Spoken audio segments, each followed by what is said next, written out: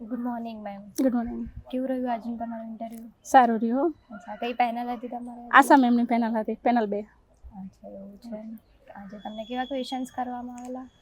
Question cooperative હતી panel, અને મારું ફાર્મસી બેકગ્રાઉન્ડ છે તો મને મોસ્ટ ઓફ ફાર્મસી બેકગ્રાઉન્ડમાંથી આ સિવાય જે ટ્રાઇબલ ડેવલપમેન્ટ ઓફિસર તરીકે તમારી જે કામગીરી છે તો ટ્રાઇબલમાં કેવી રહેશે, અને પ્લસ એઝ અ ફાર્માસિસ્ટ ને જે ટ્રાઇબલમાં આવશો તો એની કામગીરીને એના વિશે હતા મોસ્ટ ઓફ.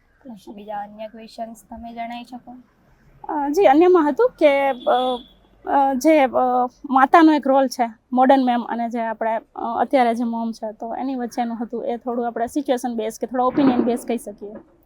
પછી કોઈ જીપીએસસીના સિલેબસ વાઇઝ યા ના સબ્જેક્ટ વાઇઝ? ના, કોઈ સબ્જેક્ટ નહીં, કોઈ ઇન્ફોર્મેટિવ કોઈ ક્વેશ્ચન જ નથી પૂછતા.